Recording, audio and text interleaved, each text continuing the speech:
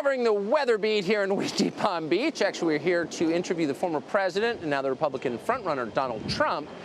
While the rest of us have spent the last 2.5 years arguing about systemic racism and trans rights and other ephemera, other imaginary things, America's position globally has eroded so fast it defies belief.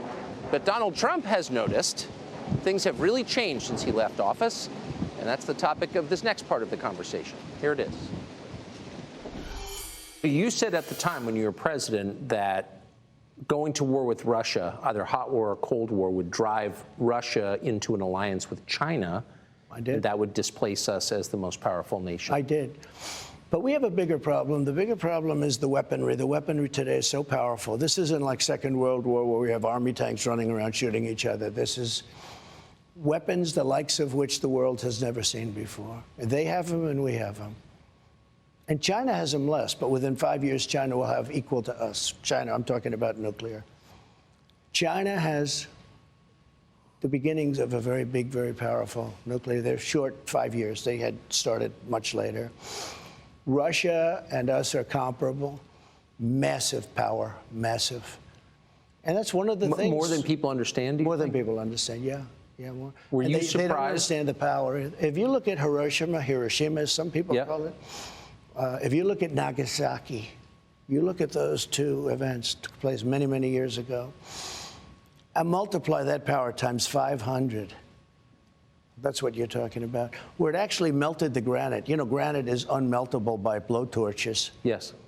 But the granite, if you look at granite areas, it's like water that got, hardened, like an ice skating rink.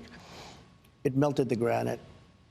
If you look at that and multiply it times 500, that's what you're talking about.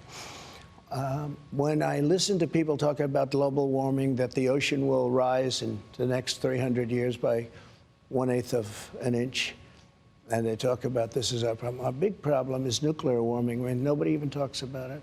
The environmentalists talk about all this nonsense in many cases. Look, I'm an environmentalist also, I guess, in my own way, because I've done a good job with the environment. But nobody talks about nuclear, the problem we have, the biggest problem we have in the whole world. It's not global warming. It's nuclear warming. And all it takes is one madman, and you're going to have a problem the likes of which the world has never seen. And it's only a matter of seconds. You don't have to wait 200 to 300 years for it to happen. So what you're saying is demonstrably true. Why is this not something our leaders talk about or the press talks about? Because I don't think they're smart. I don't think they get it.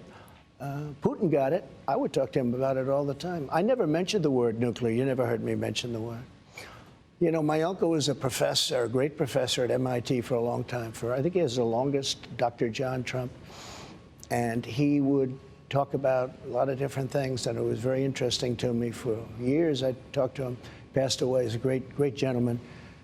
I think it's the longest tenured professor in the history of MIT. But if he wasn't, he was very close, because he was there for almost 40 years.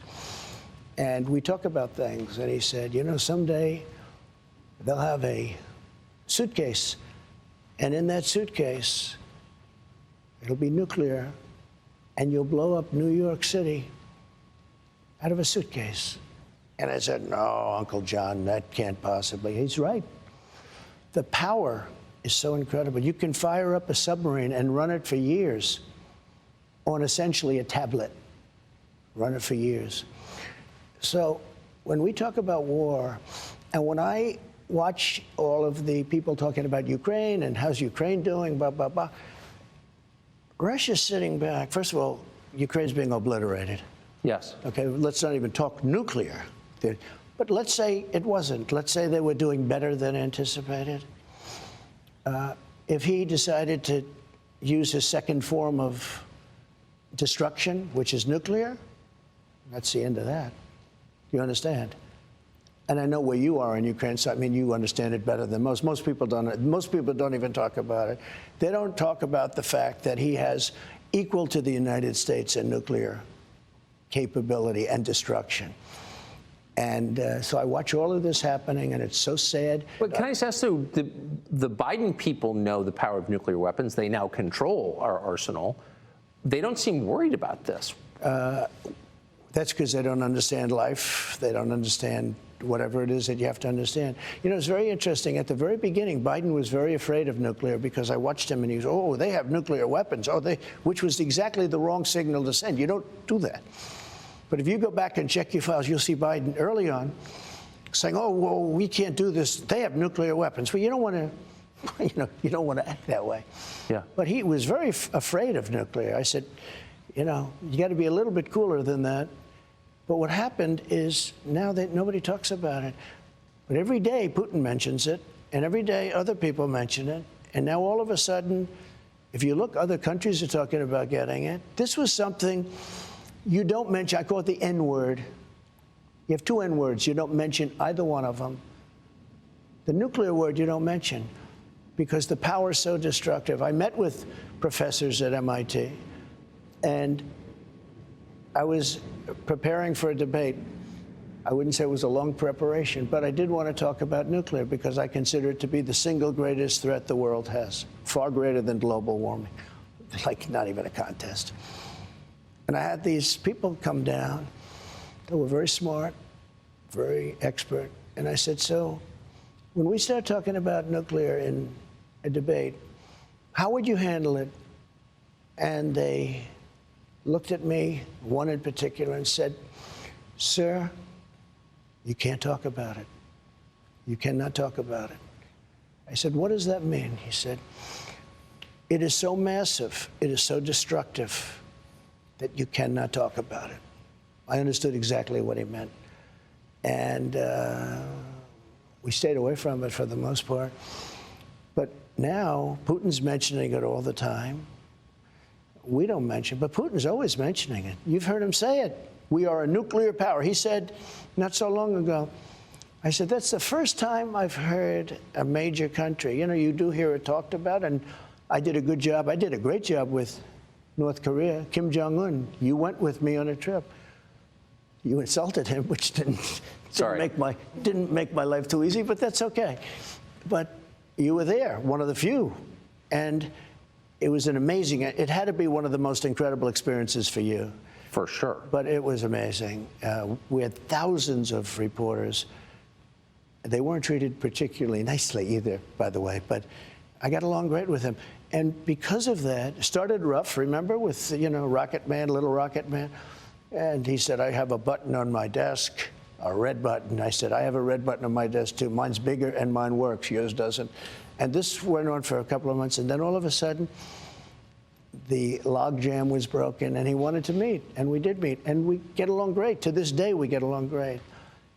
He won't talk to Biden. He won't even talk to these people. He won't even talk to them. He has no respect for him. He's a man. If he respects you, he'll respect you. He wouldn't talk to Obama. Obama tried to get meetings with him. He wouldn't meet with him. He met with me. I met with him twice. I would have had a deal worked out with him. He's got tremendous nuclear capability. It's the single biggest problem. Maybe this show's more important than even I thought it might be, because somebody's got to understand what has to happen, and they have to de-escalate. So how would you do that now? Well, now, so you have a problem. You got this crazy world is blowing up, and the United States has absolutely no say, and Macron, who's a friend of mine, is over with China, kissing his ass, okay, in China. I said, France is now going to China. You take a look at Saudi Arabia. Look at what happened. They're great people. They wanted to help us. He goes over and gets a fist pump. You know what a fist pump means? Don't shake my hand because your hand's dirty. That's what a fist pump is. They got it, and they were so insulted. Do you understand that? Yes. Oh, I don't want to shake your hand. Let's go fist pump.